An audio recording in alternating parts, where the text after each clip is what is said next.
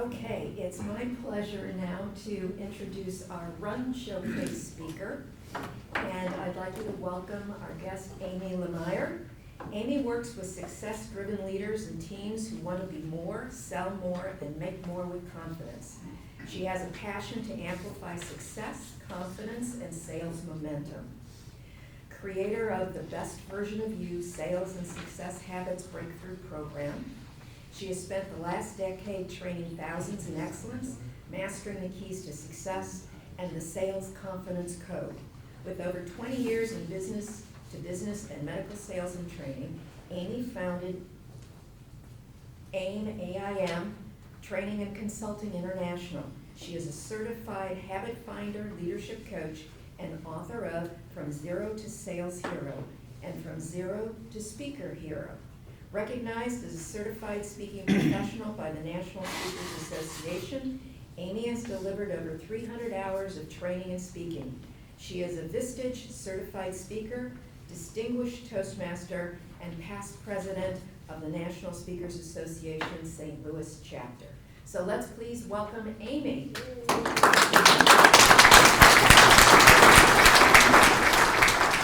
Okay, before we get started, welcome, and I'm so excited to be here with all of you. There's a handout that should be coming around that looks like this.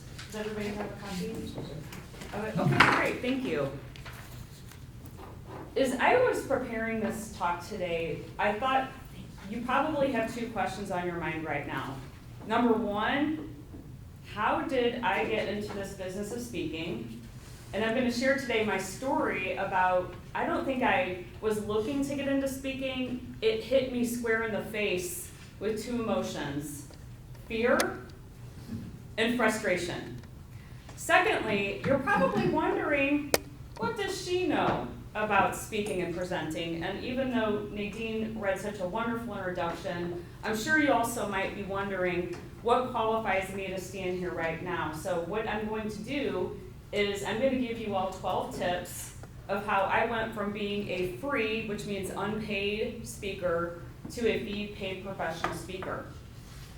A little bit later, I am going to give you a bonus list of ways you can present to impress, and then I'm going to close it out with some time for some questions and answers. Sound good? Yep. Okay. So first and foremost, how did I get into this business called professional speaking?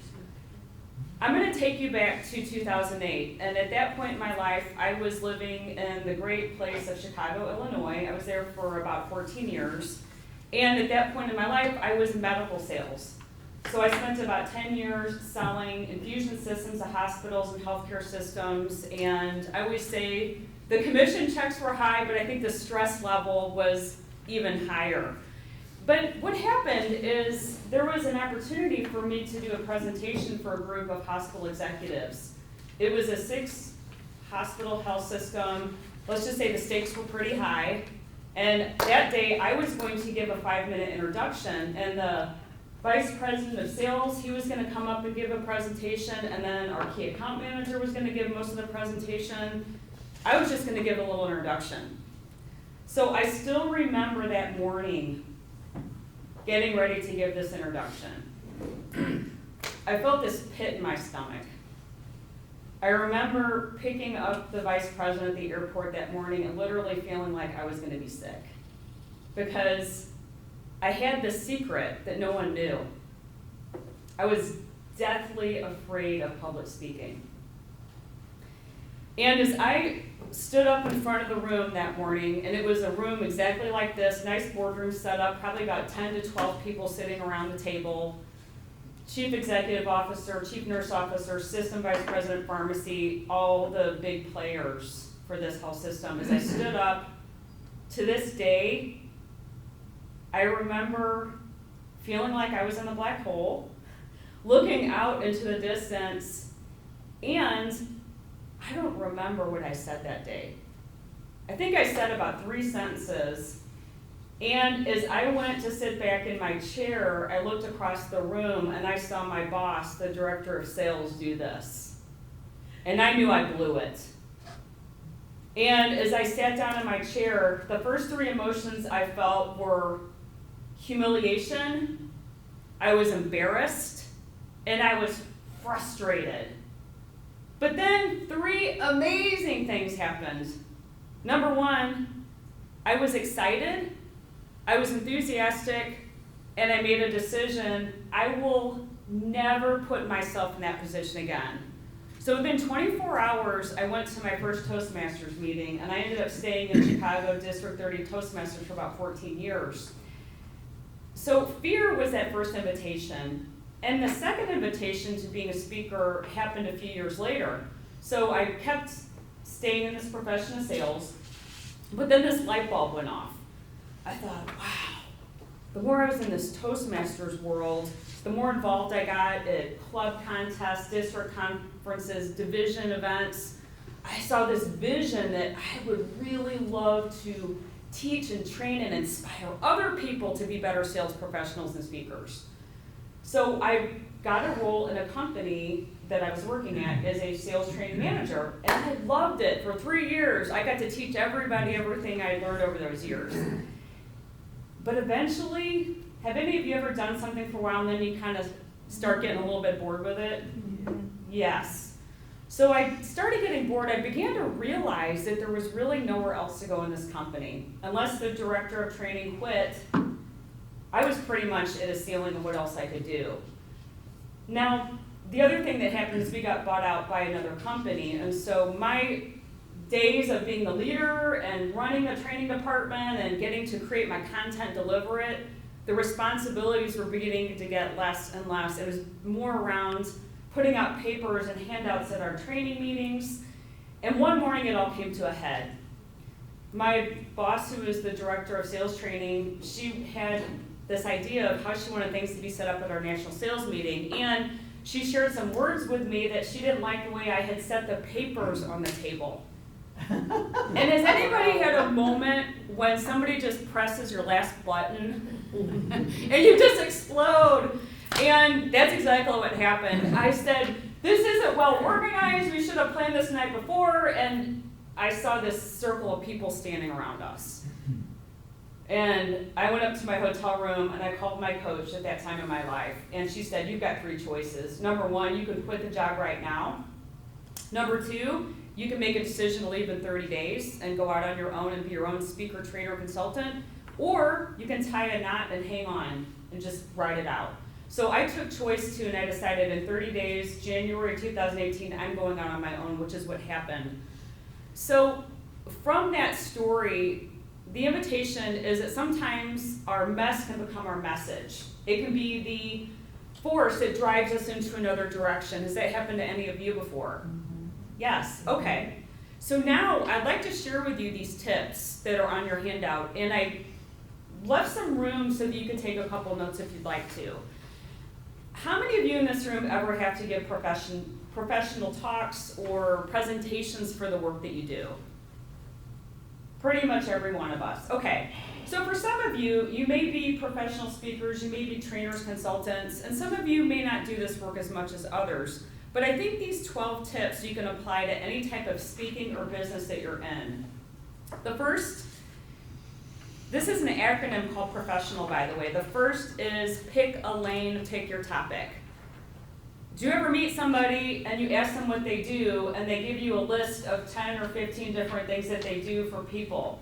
It's confusing. We've all heard that saying that you can be the jack of all trades and the master of none. Create your elevator pitch and your positioning statement. What do I say? I work with success-driven leaders and teams who want to be more, make more, and sell more with confidence and momentum. So if you can come to a point where you can get your target market into one sentence, this can help you at networking events, when you meet people for the first time, and also for your branding material. The second tip is review your plan, create a business plan. I also call this, is your speaking going to be a hobby or a profession? Now, hobbies are things we dabble in, so playing golf, playing tennis, those things we don't do every day of the week. But a career and a profession is different. This is something that we pour our heart and our soul into 40 plus hours a week. And making a decision of, is I just want to do this part-time for fun, or I want to do this as a full-time profession, is important. I see a lot of people that want to be professional speakers, but they're treating it more like a hobby versus putting it into a full-time career focus. O is object, shiny objects, avoid them. Does anybody else besides me get distracted by shiny objects? Yes. So a couple things that I want to invite you to be cautious about. Number one, there are a lot of snake oil salesmen in this business. Okay, has anyone else here ever bought something that didn't necessarily pan out to what you thought it was going to be? It's happened to me before, and what I've learned from that experience, whether you hire a coach, a consultant, you go to a program, from an experience of spending 4 figures on something that didn't quite pan the results it said it was going to, I always ask 3 people before I put my money on the table, or ask that person if they can give you 3 references. And if they're legitimate, there shouldn't be a hesitation for them to do that. Free or fee? I get the question sometimes, should I speak for free or should I only speak if they're going to pay me a fee for it? And my answer to all of you is to do both, with boundaries and with a checklist.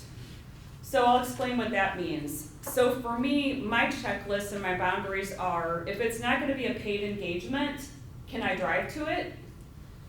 Or do I have to pay money and get on an airplane? Do I have to pay my hotel room? Do I also have to pay a conference entrance fee? Now, if you're getting started as a speaker, it might be okay to do these things, but if you've been speaking for over 10 years, you might not be as reluctant, you might be more reluctant to do these things. So really think about that. But speaking for free gives you practice. It gives you an opportunity to share your message with the world. It also, at times, there may be somebody in the audience that might ask you to speak 2 or 3 years later. That's happened to me. I saw you speak at this conference. Could you come speak at this other event now? So it's always a great idea to speak, whether it's free or fee paid. Educate yourself on the business of speaking. The best place that I have found to do this, and National Speakers Association is a non-for-profit. I don't get commissioned to say this, but I haven't found a better place than National Speakers Association to learn the business of speaking. We have a local St. Louis chapter. I know I'm looking around the room. Some of you are in it. I'm looking at Darlene, and I'm looking at Karen, and some of you might have been guests. But there's a program called Speakers Academy you can also join to learn about the business of speaking as well. Stand out. Develop your brand. Do you have a one-sheet? Do you have a book? Do you have a website? And another myth I've heard people say is, I need to get a sizzle reel before I can speak. A sizzle reel is a video of you speaking, and that's not necessarily true. I don't have a sizzle reel. I have video. I have a YouTube channel. I have a website with some video. Most often when people are asking for something from me, they'll say, can I see some video clips? They don't typically say, hey, can I see your sizzle reel? So just remember that if you are speaking, make sure you get it recorded. Sell. Learn to sell yourself and what you have to offer.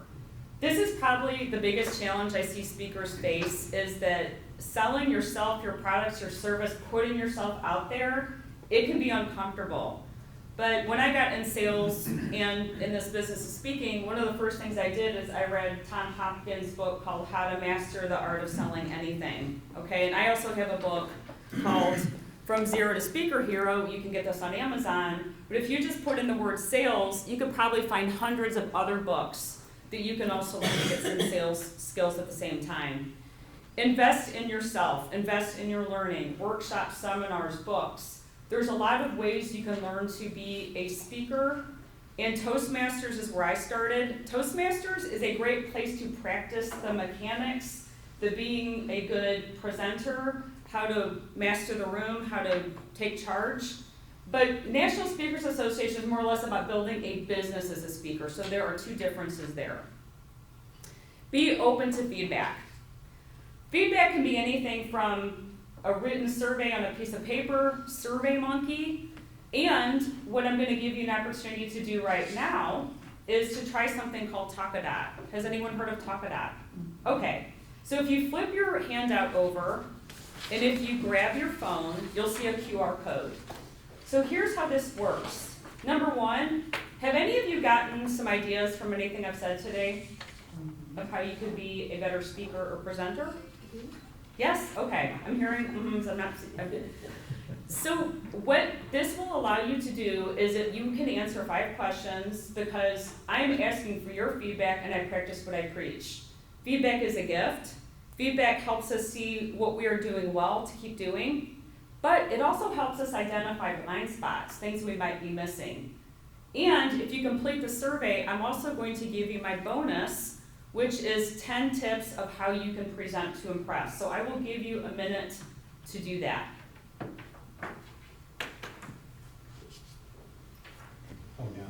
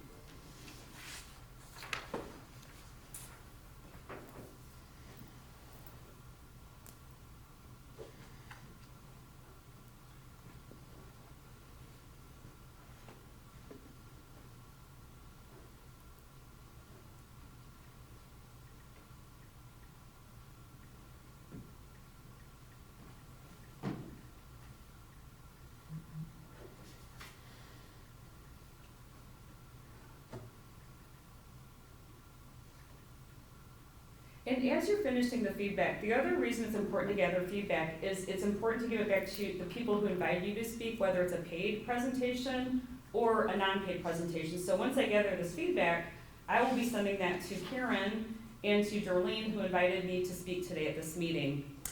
As I'm closing this out, I want to remind you to never stop practicing your speaking. I practiced in front of my bathroom mirror yesterday and the day before. I practiced in my bedroom in front of my mirror, but practice where you're keeping eye contact with yourself.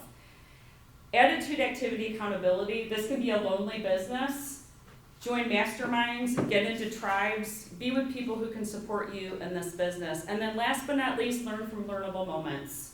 If your technology breaks down, if you have a difficult audience member, the best thing you can do is smile and don't let the audience know it's affecting you. The decision to be a better speaker and presenter is a choice, but I can tell you from my experience, not only was it a choice that helped me personally and professionally, the closing thought I want to share with you is it's not about achieving the goal, it's about who you become in the process. I haven't found a better profession than speaking because every day I get tested to be the person I am in front of all of you on the front lines, and also privately in my own space, being that same person that I am when I'm on stage. Thank you.